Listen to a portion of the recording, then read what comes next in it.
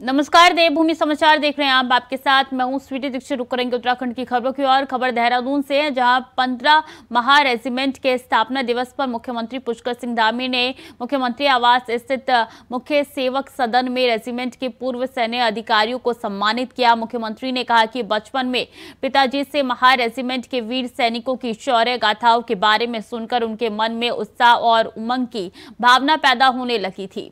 बचपन सेना के साथ बीतने के कारण उन्होंने जीवन में अनुशासन फौज से ही सीखा है। आपसी सद्भाव, वो सम्मान, वो सहयोग की भावना हमारी सेना की पहचान है।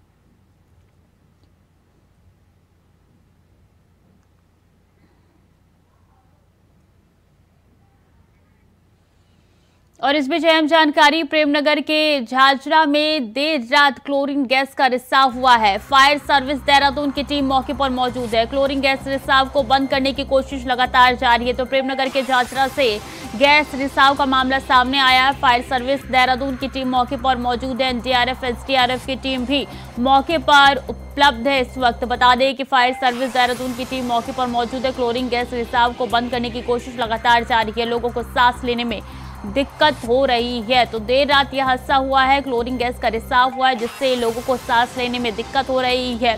बता दें कि अभी भी लगातार कार्य जारी है। मौके पर टीम मौजूद है। एसडीआरएफ, एनडीआरएफ की टीम मौके पर तैनात है। सिलेंडर को मिट्टी में दबाने की कोशिश की जा रही है। एसडीआरएफ, एनडीआरएफ मौके पर इस वक्त उपस्थित है और कोशिश यही है कि जल्द से जल्द गैस रिसाव का असर जो है वो कम किया जाए। और ऐसे में लोगों को सांस लेने में काफ़ी दिक्कतों का सामना करना पड़ रहा है। तो झाझरा से ये खबर निकल के सामने आई है, जहां देर रात गैस रिसाव हुआ है, जिससे लोगों को सांस लेने में परेशानी हो रही है। प्रेमनगर के झाझरा में गैस रिसाव का मामला सामने आया है। क्लोरीन गैस बताया जा रहा है जिसका रिसाव हुआ है, जिसकी वजह से लोगों को सांस लेने में काफी तकलीफ हो रही है। फायर सर्विस देहरादून की टीम भी मौके पर मौजूद है। एसडीआरएफ, एनडीआरएफ की भी तैनाती है। में झाझरा पड़ता है, यहाँ पर एक प्लॉट में गैस रिसाव की सूचना प्राप्त हुई थी रात्रि 3 बजे। तो चूंकि पहले जब पुलिसकर्मी यहाँ पहुँचे तो पता चला कि सांस लेने में कोई दिक्कत हो रही है। इसमें हमारे फायर के और एनडीआरएफ की जो है यूनिट को बुलाया गया और इन्होंने जब मास्क वगैरह पहन के चेक किया तो ये फ्लोरीन के सिलेंडर काफ़ी लगता है पुराने रखे हुए हैं प्लॉट में और इनमें रिसाव हुआ है। अब किन परिस्थितियों में यहाँ रखे गए थे, कब से रखे गए, जाँच का विषय है। लेकिन आसपास के लोगों को खाली करा दिया गया मकान को और सेफ्टी के लिए इसको यहाँ से शिफ्ट करके कहीं डंप किया जा रहा है, जिसकी कार्रवाई चल रही है। और देहरादून के प्रेमनगर क्षेत्र के झाझरा में गैस का रिसाव होने से हड़कंप मच गया। स्थानीय निवासियों की सूचना पर पुलिस ने मामले को गंभीरता से लिया, जिसके बाद फायर ब्रिगेड, एनडीआरएफ, एसडीआरएफ की टीम को बुलाया गया। रेस्क्यू टीम में क्लोरीन सिलेंडर को जेसीबी की मदद से हटाने का प्रयास कर रही है। वहीं स्थानीय लोगों को गैस से सांस लेने में दिक्कतों का सामना करना पड़ रहा है, जिससे लोगों को उनके घरों से सुरक्षित स्थानों पर भेजा जा रहा है। मौके पर पहुंचे एसएसपी अजय सिंह ने बताया कि रात करीब 3 बजे की यह घटना है, जब सिलेंडर लीक हुआ, जिसके बाद सुबह तड़के प्रेमनगर थाने में सूचना मिली और अब टीमों के साथ रेस्क्यू ऑपरेशन चलाया जा रहा है। आपको बता दें कि सिलेंडर लंबे समय से एक प्लांट में पड़ा हुआ था, जिसकी जांच पुलिस विभाग कर रही है।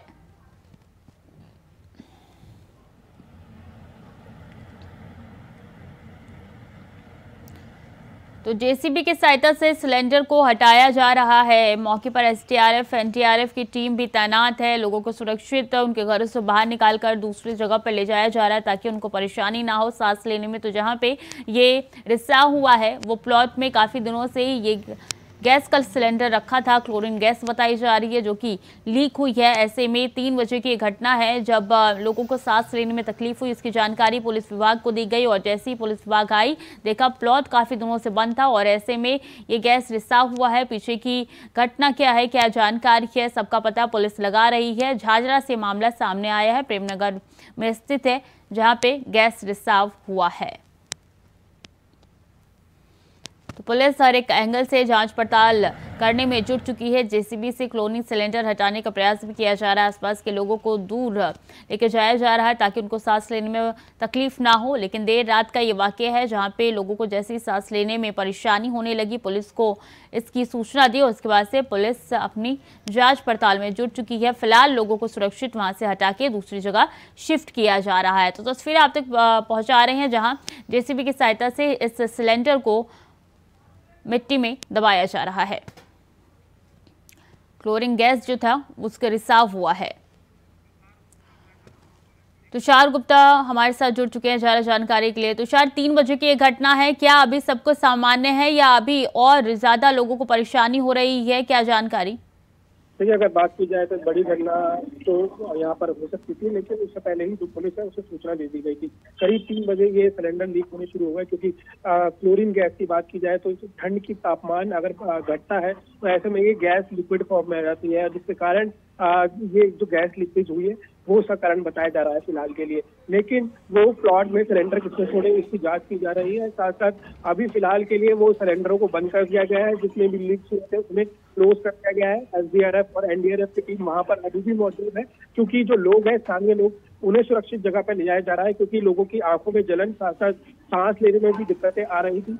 तो इसके लिए मेडिकल टीमों को भेजा गया है। फिलहाल जो स्थिति है सामान्य है और जो लोगों को है वो सुरक्षित जगह रखा जा रहा है, क्योंकि जो गैस है वो फिलहाल आपस की कहा जा सकता है आसपास की जगहों पे फैल चुकी है, जिसके कारण लोगों को आंखों में जलन और साथ साथ कहा जा सकता है कि सांस लेने में दिक्कत है। तो उसके बाद लोगों को दूसरी जगह ले जाया गया है और उनको वहां पर प्राथमिक इलाज दिया जा रहा है। और साथ साथ कहा जा सकता है कि अभी भी वहां पर टीमें हैं, वहां पर टीमें अभी मौजूद है। और ये यानी कि जांच पड़ताल में पुलिस लगातार तुषार जुटी हुई है और ऐसे में अपने दर्शकों तक जानकारी पहुंचा दे, गैस का रिसाव होने से हड़कंप मच चुका है। तुषार, अभी मौके पर कितने लोग वहां पे मौजूद है, कितनी टीमें तैनात कर दी गई है, क्या मिट्टी में दबा दिया गया है सिलेंडर को, क्या अपडेट है?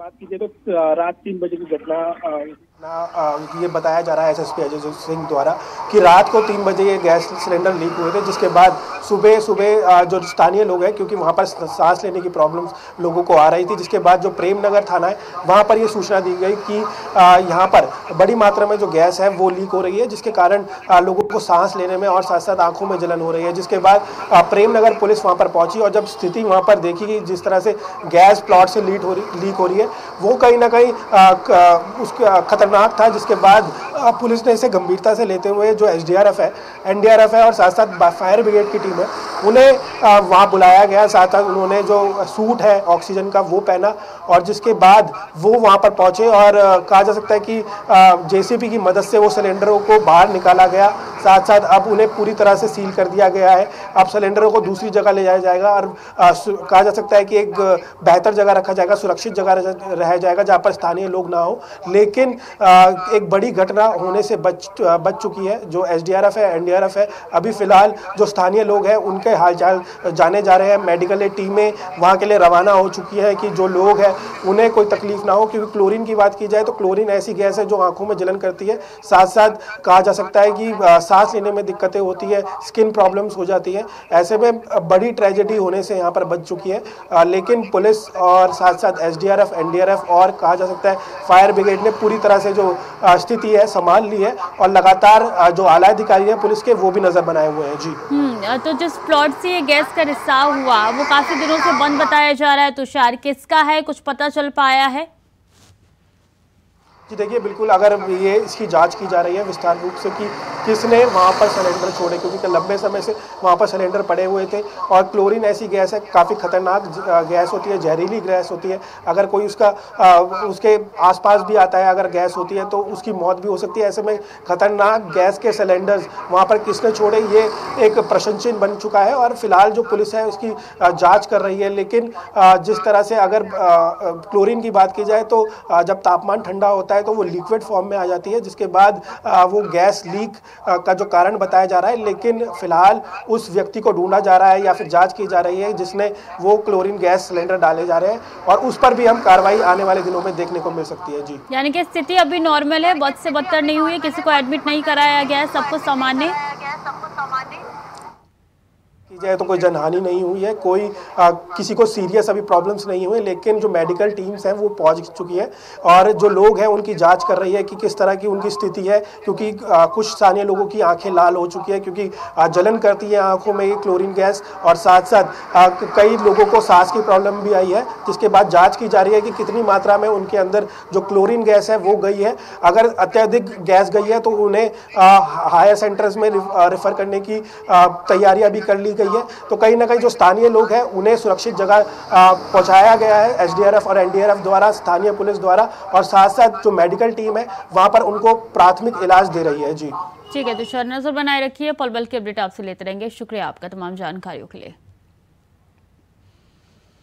और राम मंदिर को लेकर एक और जहां उत्साह देखने को मिल रहा है, तो वहीं दूसरी ओर हरिद्वार का अधूरा राम मंदिर भी सुर्खियों में आ गया है। कांग्रेस के समर्थक माने जाने वाले संतों की पहल पर हरिद्वार में बनने वाले इस राम मंदिर की आधारशिला 2005 में रखी गई थी, जिसमें कांग्रेस सुप्रीमो सोनिया गांधी सहित कई बड़े नेताओं को निमंत्रण भेजा गया। लेकिन यह मंदिर कब पूरा होगा इसका कुछ पता नहीं चल पा रहा है। करीब 2 दशक बाद भी राम मंदिर अधूरा है।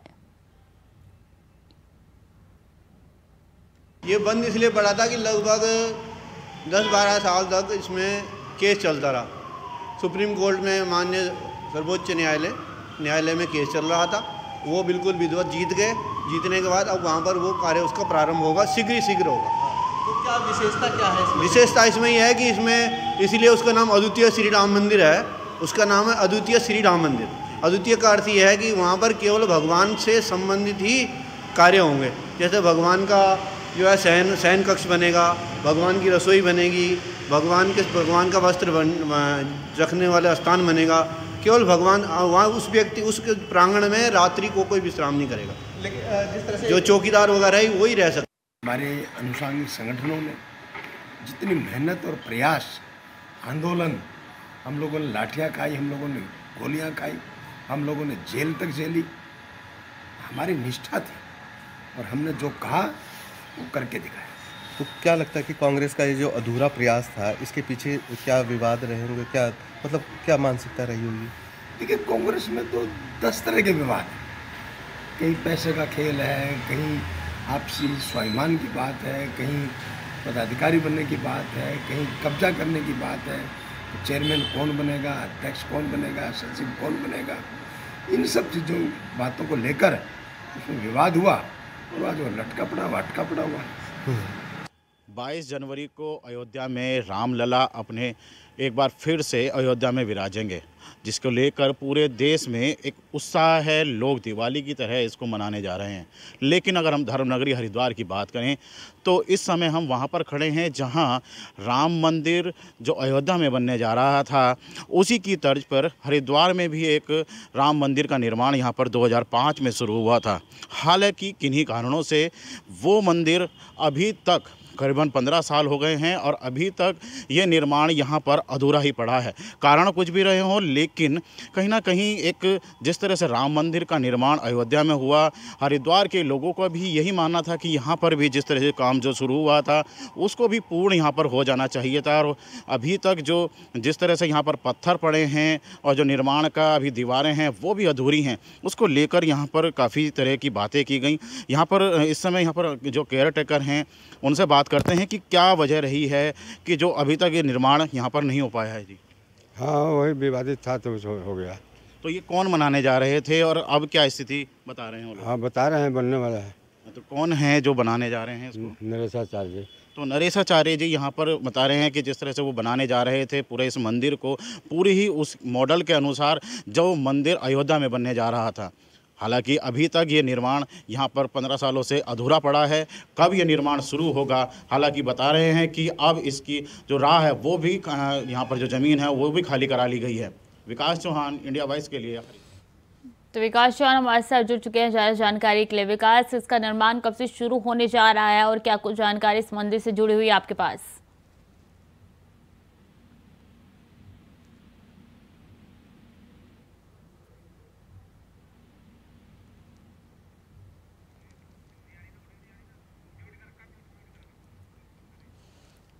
विकास, आप शायद म्यूट है, अनम्यूट कर लीजिए, उसके बाद जवाब दीजिए।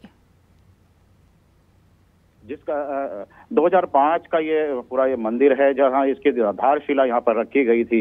हालांकि जिस तरह से आधारशिला रखी गई, क्योंकि विवादित जमीन बताई जा रही थी और जो ट्रस्ट इसके लिए बनाया गया उसमें भी विवाद यहाँ पर खड़े रहे, जिस कारण ये अभी तक ये मंदिर यहाँ पर सिरे नहीं चढ़ पाया है। इसका कार्य शुरू होते ही बंद हो गया था। हालांकि जिस तरह से भव्य रूप से इसकी शोभा यात्रा निकालकर इस मंदिर की प्राण प्रतिष्ठा यहाँ पर आधारशिला रखी गई और माना जा रहा था कि उस समय जो सत्ता के शीर्ष पर जो भी थे उन्हीं को सबको यहाँ पर आमंत्रित किया गया था कि वो आएंगे। और हालांकि पूरे ये जो कायद है पूरे सिरे नहीं चढ़ पाई, जिस कारण आज भी ये मंदिर अधूरा है। हालांकि इसको लेकर, क्योंकि शहर धर्मनगरी हरिद्वार है तो इसको लेकर कई तरह की बातें रही हैं, क्योंकि उस समय कांग्रेस केंद्र में थी और उसको लेकर कहीं ना कहीं ये भी कहा जा रहा था कि ये कांग्रेस का ही जो राम मंदिर है वो यहाँ पर निर्मित हो रहा था, क्योंकि जो राम नरेश आचार्य यहाँ पर जो निर्माण कर रहे थे मंदिर का वो कहीं ना कहीं कांग्रेस से प्रभावित संत बताए जा रहे हैं।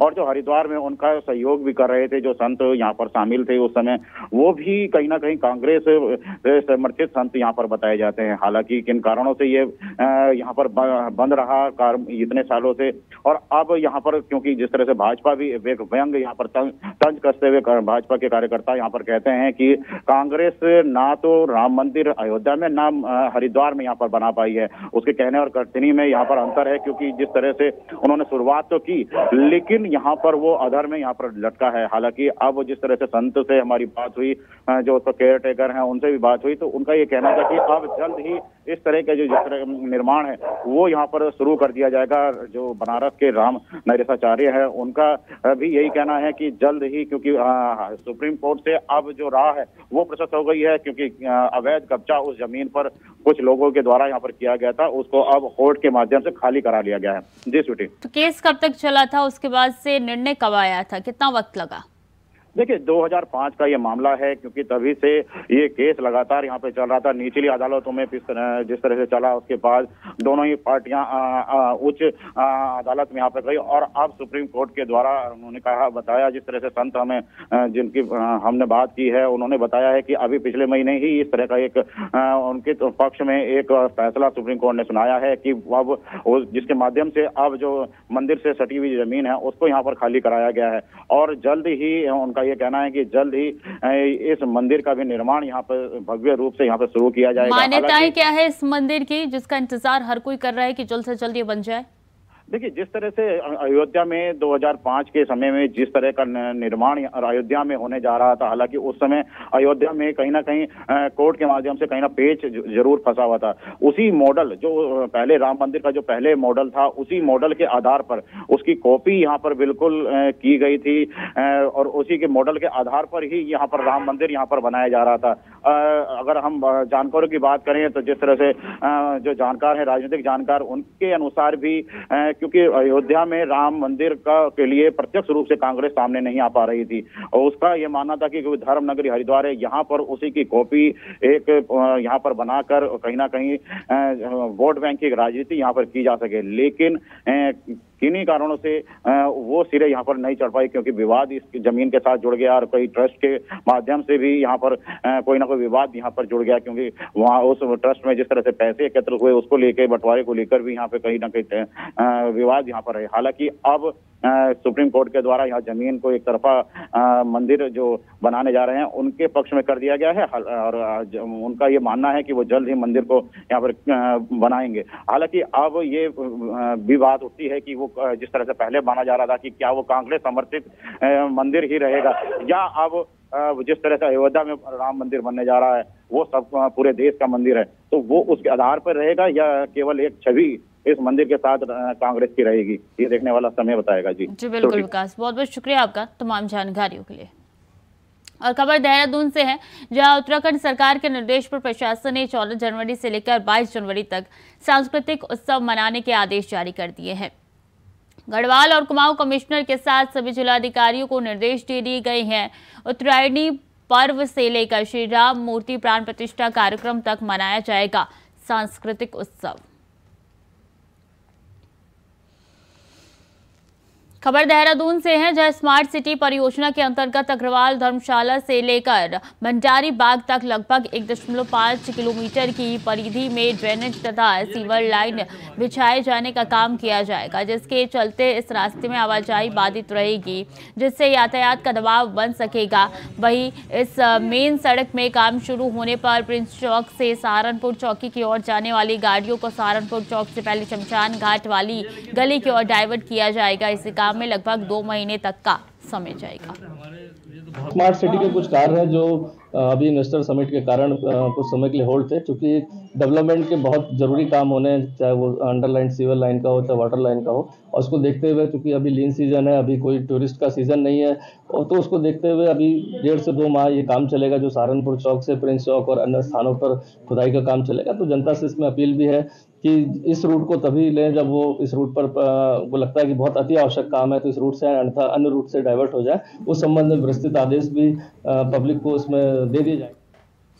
और खबर देहरादून से है, जहां आगामी चारधाम यात्रा की तैयारियां शुरू हो गई है। बद्री केदार मंदिर समिति की बोर्ड में बैठक तैयारियों के मद्देनजर कई प्रस्ताव पारित भी हुए हैं। जितेंद्र जय की अध्यक्षता में हुई मंदिर समिति की बोर्ड बैठक में यात्रा के लिए तैयारियां और निर्माण जर्नी द्वार कार्यों संबंधित प्रस्ताव सहित कई फैसले लिए गए हैं, जिनमें त्रियुगनी नारायण मंदिर क्षेत्र को वेडिंग डेस्टिनेशन के रूप में विकसित करने का प्रस्ताव पारित किया गया है। आपको बता दें कि ग्लोबल इन्वेस्टर समिट 2023 के दौरान प्रधानमंत्री ने वेडिंग डेस्टिनेशन के रूप में उत्तराखंड को विकसित करने की बात कही थी, जिसके तहत अब राज्य सरकार द्वारा अहम कदम उठाए जा रहे हैं। देहरादून में माननीय प्रधानमंत्री जी आए थे और उन्होंने अपने उद्बोधन में उत्तराखंड में वेडिंग डेस्टिनेशन की अपार संभावनाएं जताई थी। उस अनुरूप बद्रीनाथ केदारनाथ मंदिर समिति के स्तर से भी जो हमारे कई ऐतिहासिक और पौराणिक दृष्टि से महत्वपूर्ण मंदिर हैं, उनको वेडिंग डेस्टिनेशन के रूप में डेवलप करने का प्रयास किया जा रहा है। इस क्रम में जैसे ऊखीमठ स्थित ओंकारेश्वर मंदिर है, ओंकारेश्वर मंदिर में शीतकाल में बाबा केदार की पूजा वहीं पर संपादित होती है और उसको भी हम वेडिंग डेस्टिनेशन के रूप में डेवलप कर रहे हैं। और वहाँ पर हमारे प्रथम चरण के निर्माण कार्य प्रारंभ हो चुके हैं, द्वितीय चरण के निर्माण कार्य भी शीघ्र ही हम प्रारंभ कर देंगे। और ऋषिकेश के चिला रेंज में वन विभाग की गाड़ी के एक्सीडेंट में 4 लोगों की मौत हो गई। कार में 10 लोग सवार थे, जिसमें से 5 लोग घायल और 1 लापता है। वन विभाग की गाड़ी के एक्सीडेंट को लेकर विभागीय मंत्री सुबोध उनियाल ने जांच के आदेश दिए हैं। वन मंत्री ने घटना में अचानक मौत का ग्रास बनने अधिकारियों के प्रति शोक संवेदना प्रकट करते हुए कहा है कि ये विभाग के लिए दुख की घड़ी है और पूरा विभाग शोकाकुल परिवार के साथ खड़ा है। वन मंत्री ने कहा है कि उन्होंने भी इस गाड़ी का ट्रायल लिया था और साथ ही राजा जी के डायरेक्टर भी इस गाड़ी का ट्रायल कर चुके हैं, लेकिन घटना किन कारणों के चलते हुए हैं, ये जांच के बाद पता चल पाएगा।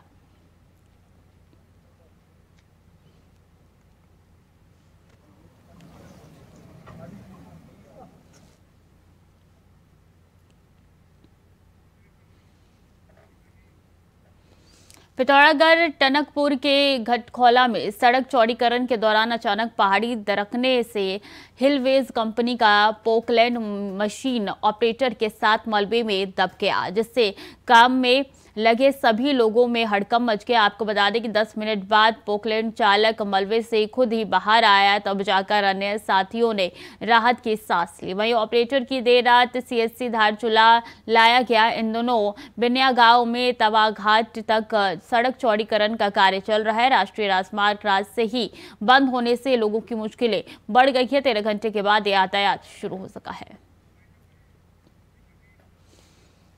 तो फिलहाल के लिए देवभूमि समाचार में इतना ही। खबरें लगातार जारी है, देखते रहें इंडिया वॉइस।